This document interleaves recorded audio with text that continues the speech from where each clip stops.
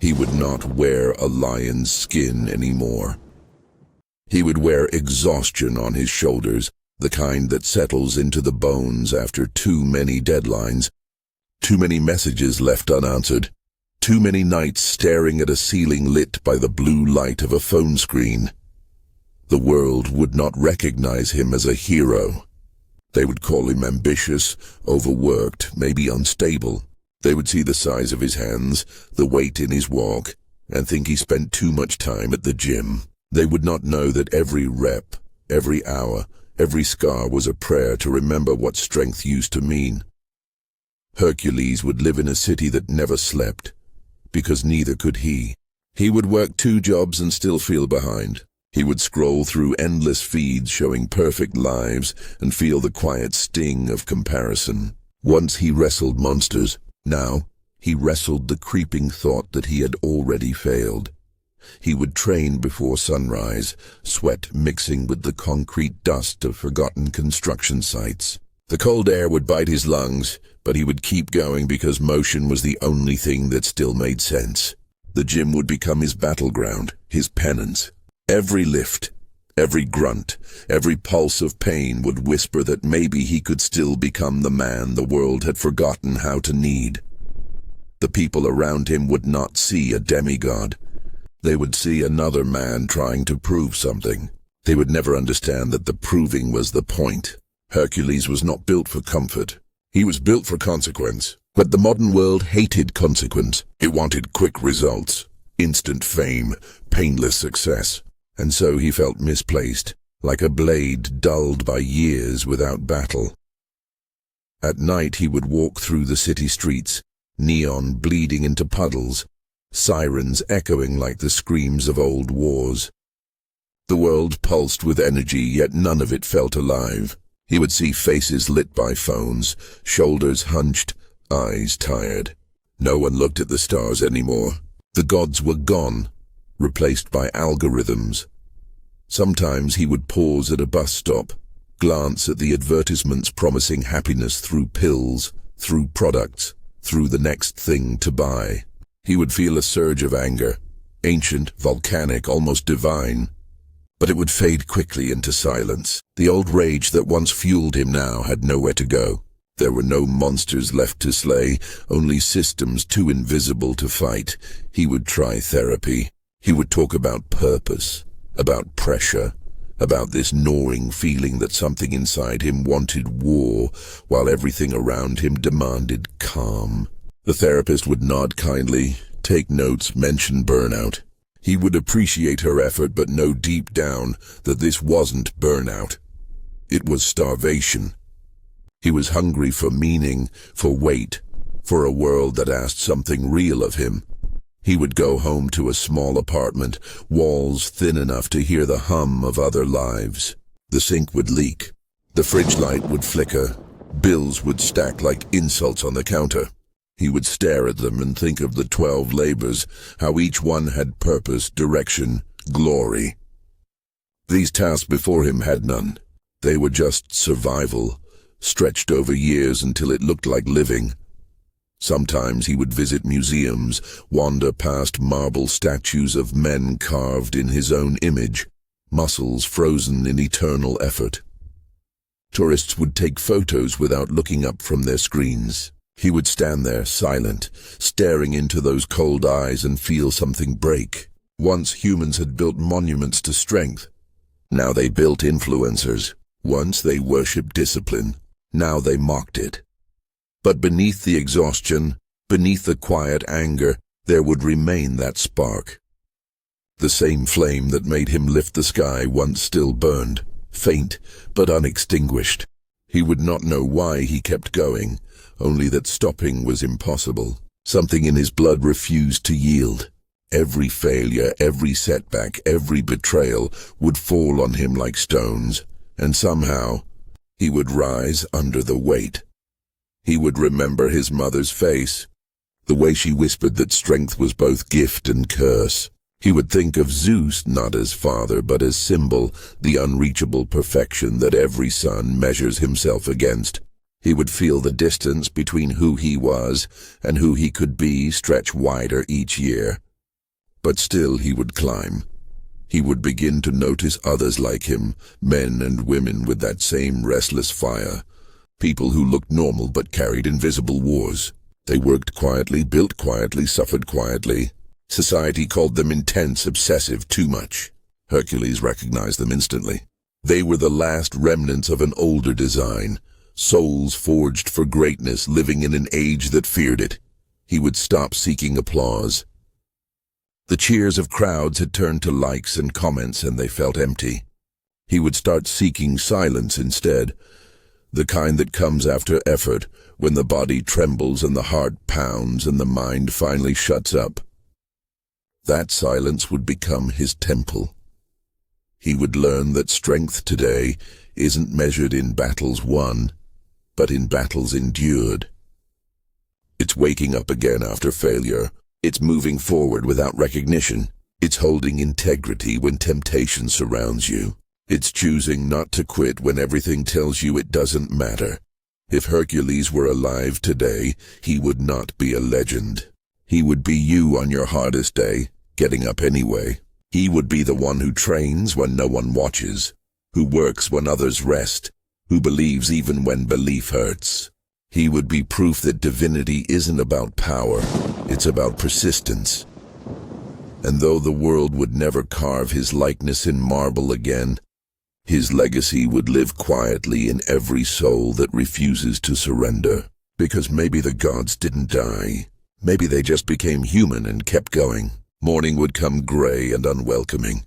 The alarm would buzz, not to summon him to battle, but to remind him of schedules, quotas, the dull routine that masquerades as progress. He would move through it mechanically. Coffee instead of courage. Meetings instead of monsters. In the mirror, the reflection would seem both too familiar and slightly foreign, like a ghost of a warrior dressed in civilian disguise. Each day he would search for something that made sense. The office lights would hum, keyboards clicking like distant insects. He would watch people chase approval through email threads, their ambitions shrinking into polite efficiency. He would play along because rebellion didn't pay the rent, but inside he would feel the resistance building. The blood of ancient conquest still throbbed faintly in his veins, demanding purpose, demanding risk. There would be moments when the facade cracked. A colleague would complain about stress from an inbox, and Hercules would have to swallow the laugh that rose in his throat. Stress used to be a lion charging in the dark. Now it was unread messages. Yet he would feel compassion too, because fear takes new forms in every age. The monsters today are invisible. Expectations, comparisons, isolation. Their claws reach deeper. At lunch he would sit alone, scrolling without focus. Images of other lives would flash by. Vacations, success stories, bodies sculpted for display. Once he had carved his strength for survival. Now people did it for likes. He would turn off the screen and stare out a window at the sky. The same sky that had witnessed his labors long ago. Clouds drifted lazily across it, indifferent. The gods no longer threw down storms. They let indifference do the work. He would think about what it meant to be heroic when there was no audience, no enemy, no glory. The answer would come slowly. Heroism now was endurance in small things. Paying the bills without losing integrity, showing kindness when bitterness would be easier, refusing to become cynical, each act microscopic, yet together forming something resembling valor. In the evenings he would train again, the rhythm of iron against gravity soothing the chaos in his head. The gym would smell of metal and determination. Around him others chased aesthetics. He chased redemption. Each repetition a confession. Each drop of sweat a memory of who he used to be. There was no Olympus left to climb, but he could still build one inside himself. Sometimes the loneliness would hit hard. In a world obsessed with connection, he would feel utterly alone. He would miss the brotherhood of warriors, the shared purpose of struggle. Here everyone fought private wars behind polite smiles. He would wonder if they too felt that ancient emptiness. If somewhere inside them, a sleeping strength waited for a reason to wake. On weekends, he might walk beyond the city into places where silence lived. Forest trails, abandoned quarries, the forgotten edges of industrial zones. There he could breathe without the constant hum of machines. He would feel closer to something eternal, the weight of wind, the pulse of earth under his boots. For a moment, the distance between past and present would dissolve, and he would remember what it felt like to belong to the world instead of owning it. In those quiet hours, he would realize that the labors never ended. They just changed shape. Cleaning the stables had become cleaning the mind. Wrestling beasts had become wrestling doubt. The tasks were smaller, subtler, but no less essential. Every generation must earn its strength anew. He would start reading again, ancient texts first, then modern philosophy, then anything that made him think instead of react. Words would become weights too, shaping his mind as iron shaped his body. He would underline phrases that spoke truth and write them on scraps of paper to carry in his pocket. Reminders that meaning still existed if one sought it deliberately. There would be nights when the weight of the world pressed down too heavily. He would stand on the balcony, city lights stretching endlessly, and feel the same question that haunted him in youth. What is all this for? The answer would come only as breath, slow and steady. Perhaps purpose was not a reward, but a choice repeated daily. Perhaps glory now meant remaining kind in a cruel era. The modern Hercules would not roar against the heavens. He would whisper promises into the dark and keep them. He would be the unseen force holding things together. A friend who listens, a worker who endures, a stranger who helps. Strength disguised as ordinary goodness. The old legends would shrink into quiet decency, and yet there would be a strange nobility in that reduction. He would begin to notice patterns, people searching for shortcuts, the hunger for validation, the fatigue of always performing. He would refuse to join the play. Instead, he would cultivate steadiness, a stillness that unsettled those addicted to noise. His calm would be mistaken for detachment, but inside it burned like tempered fire. In time, that steadiness would start to draw others. They would sense something different about him, not charisma, not charm, but gravity. The kind of presence that makes people stand a little straighter. He would never preach, never explain, yet his way of moving through the world would remind others that strength can be quiet. Influence, he would learn, is not about being loud. It's about being certain. He would still falter. There would be days when discipline slipped, when anger surged, when temptation whispered. He would stumble into mistakes, feel shame coil around his ribs, remember every mythic failure that bore his name. But he would get up. Always get up. Redemption, he would learn, isn't an event, it's a practice. Each cycle of falling and rising would carve him deeper. The surface polish of modern success would mean nothing to him. He would measure himself by endurance, by how much truth he could hold without breaking. The stronger he became, the gentler he grew. Because only those who have wrestled chaos understand the value of calm, he would stop wishing for another era. Nostalgia, he'd realize, is just another escape. The age of heroes never ended. It simply moved inward. The monsters now live in the mind, and the labors are performed in silence. To fight them requires the same courage as before, only without witnesses. And somewhere in that realization, Hercules would finally feel peace. Not triumph, not relief, just quiet acceptance that the world will always be flawed, and the duty will always be his. He would smile then, faintly, because meaning had returned. It had been waiting all along in the simplest act, to keep going. He would begin to see that the world's sickness wasn't born from weakness, but from numbness. People weren't failing because they lacked strength. They were failing because they'd forgotten why strength mattered. The struggle had been replaced by comfort, the quest by distraction. And Hercules, walking among them, would understand that this was the hardest labor of all. To stay awake in an age that rewards sleep. He'd notice it everywhere. Eyes glued to screens, hearts drifting through noise. Ambition flattened into convenience. The spirit that once carved mountains now reduced to swiping through images of what others built. The same hands that once raised cities now trembled, scrolling through endless comparisons. It wasn't laziness, it was spiritual anesthesia. The world had made apathy fashionable. He would carry that realization like a wound, because he'd feel it inside himself too. That same dull pull to do less, think less, feel less. The quiet voice saying it doesn't matter, no one cares, you're just one more in the crowd. He would know that voice well. It was the Hydra reborn, every head a new excuse, and the only way to kill it was the same as before, by cutting it off every time it rose. Over and over, some evenings he'd wander the streets long after midnight. The world asleep, streetlights burning like lonely torches. He'd watch the wind push trash down empty sidewalks, listen to the hum of distant traffic, the low mechanical heartbeat of a civilization that never stops to breathe.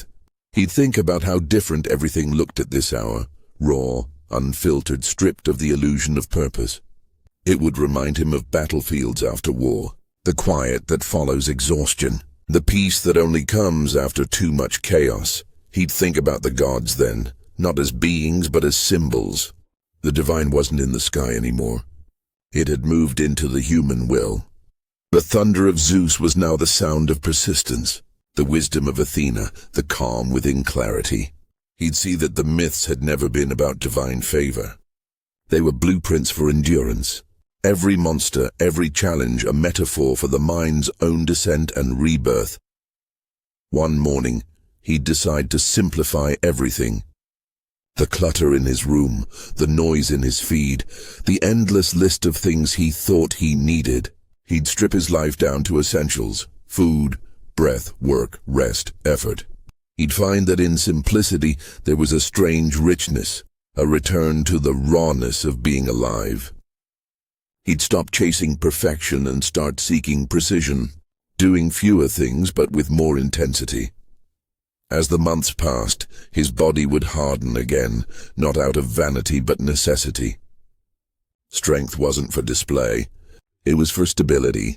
Every pull, every push, every repetition would reconnect him to reality.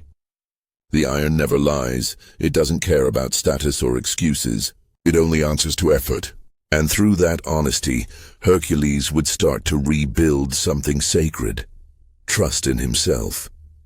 He'd realize how rare that had become. The world taught people to trust systems, trends, and external validation. But the man who trusts himself can't be manipulated. That's why society breeds doubt. It keeps you tame. He'd remember this every time he felt the urge to compare, to compete on superficial scales. Real strength doesn't announce itself. It just moves mountains quietly. There would be a woman once. She'd see through the surface, the calloused hands, the haunted eyes. She'd ask him what he was running from, and he wouldn't know how to answer. Because it wasn't fear of failure, it was fear of stagnation. The terror of dying while still breathing. She'd tell him that maybe rest isn't weakness, that even the strongest need stillness. Her words would linger, echoing long after she left. He'd think about how even gods were undone by longing. Some labors can't be completed. They can only be carried. Work would consume him again, but not in the way it used to.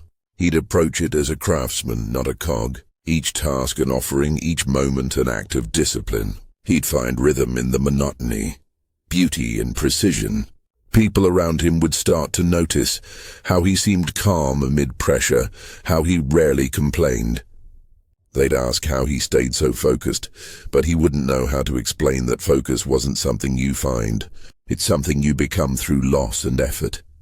The more he rebuilt himself, the clearer he'd see the illusions of the world. The way people sell their souls for attention, the way purpose is replaced by performance. He'd stop trying to change them. That wasn't his mission. Every age has its poison. Every hero must learn to live immune to it. His duty wasn't to save the world, it was to remain uncorrupted by it. There would be dark days, too. Days when the silence turned heavy, when even strength felt pointless. He'd stand in the shower, water pouring down like rain on a forgotten statue, and he'd feel the old weight again. The absurdity of it all, the smallness, the futility. But then he'd breathe, just breathe, because breathing meant he was still here, and as long as he was here, the fight continued. He'd start writing his thoughts down, not for anyone to read, just to organize the storm. Sentences like scars. Simple truths written in blunt ink. No one is coming.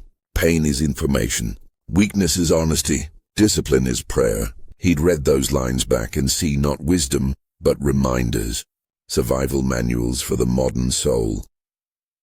He'd begin to notice strength in others too. Not the loud kind, but the quiet resilience of ordinary people. The nurse who never sleeps. The father who still shows up. The addict who stays clean one more day. They were his kin, more than any demigod from legend. Their struggles were unspoken epics. He'd see himself in them and feel less alone, and then something subtle would shift. The world wouldn't look so bleak anymore. The same chaos, the same decay, but now he'd see opportunity hidden inside it. Every generation gets the world it deserves, and maybe this one needed a new kind of hero. Not the kind that slays beasts, but the kind that doesn't surrender to despair. If Hercules were alive today, he'd realize that heroism isn't about saving the world, it's about not letting it change who you are. The battles haven't vanished. They've just moved inside us. The lion's roar is now the alarm clock. The labyrinth is the endless scroll. The poison is comparison. But the strength, the real strength, is the same. He'd know now that greatness isn't born from destiny. It's forged through decision. Every day, every choice, every refusal to give in when no one's watching. And in that realization he'd finally understand, the gods never left. They've just been waiting for someone to remember. Seasons would turn, the world shifting in subtle tones of decay and renewal. Time would move faster now. The months dissolving into a blur of deadlines, noise, and small victories. Hercules would learn that the hardest battle was not against chaos, but against forgetting. Forgetting why he started, forgetting who he once was. Each passing day would try to grind that memory away, to soften the edges of conviction until only habit remained. He would feel it every morning when he woke before dawn, the silence before the world stirred.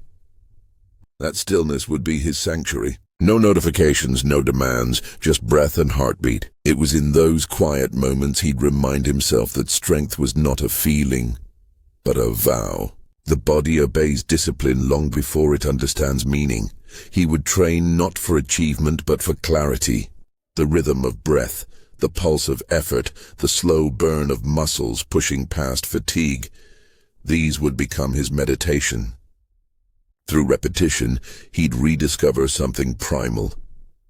That suffering willingly chosen becomes freedom.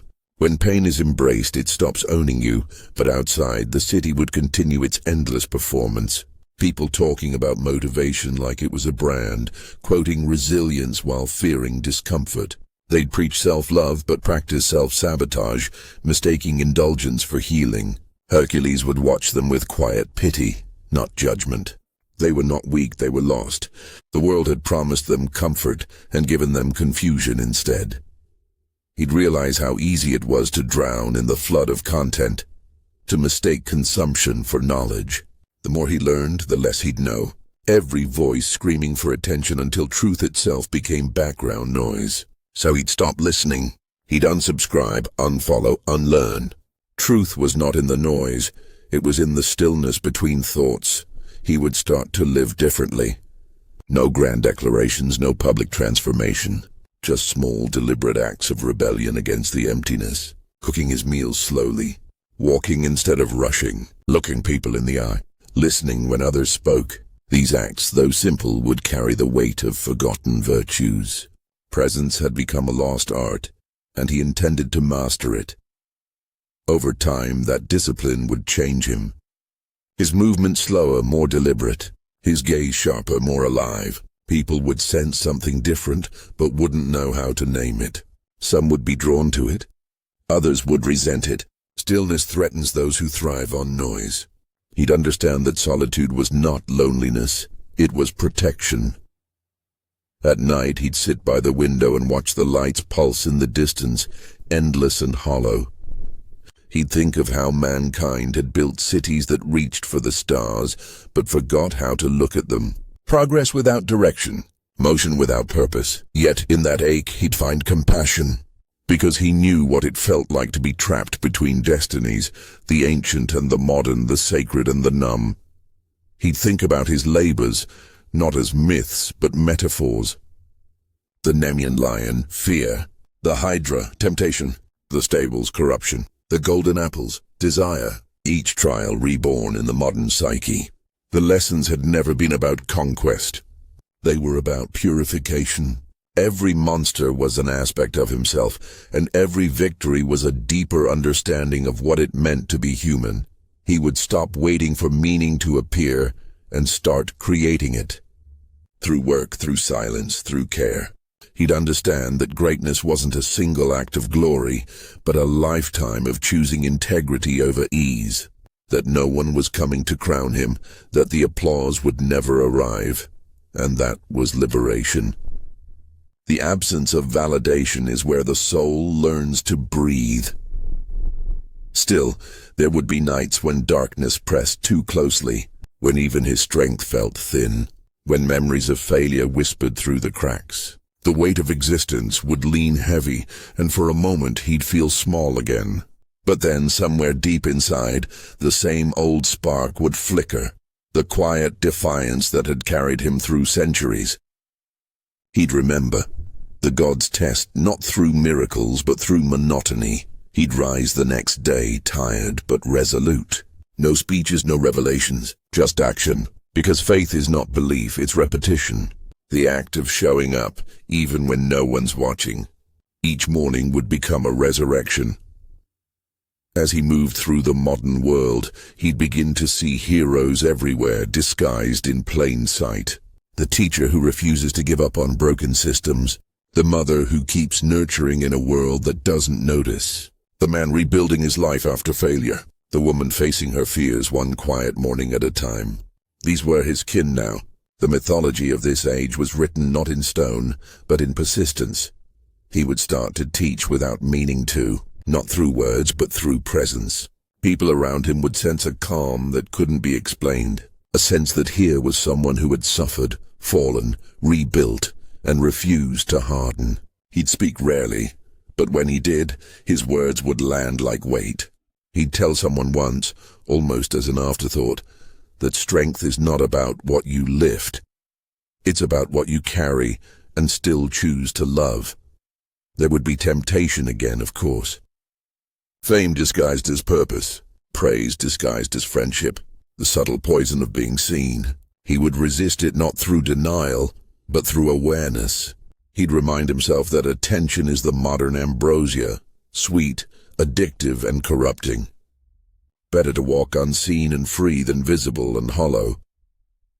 One evening, standing by a river that cut through the edge of the city, he'd finally understand what his place was. The world didn't need saviors. It needed reminders, proof that strength could exist without arrogance, that purity could survive pollution, that meaning could be found even in the noise. He wasn't there to fix humanity, he was there to remember it. And as the water flowed endlessly before him, he'd feel a strange peace wash over him too. The realization that his story had never been about winning, it had always been about enduring. The monsters die, the cities fall, the names fade. But endurance, that is divine. He'd whisper it silently into the wind, not as a prayer, but as a truth earned through scars. The world changes. The gods fall silent, but courage remains the same. The years would begin to settle into him like weathered stone. The same city streets that once felt hostile would now seem almost tender, familiar in their chaos. He would no longer resist the noise. He would move through it like a current. There's a strange kind of wisdom that comes only after exhaustion, when every illusion has burned away, and what remains is quiet acceptance. Hercules would reach that place not through victory, but through surrender. Not the surrender of defeat, but the surrender of resistance. He'd stop asking why he had been reborn into this age. The answer didn't matter anymore. Purpose wasn't found in eras or destinies. It was found in the act of showing up fully to the present moment. If this world was broken, then he was meant to live inside its cracks. If its people were lost, then his task was simply to walk among them as a reminder of what endurance looks like. He'd begin to find beauty in strange places.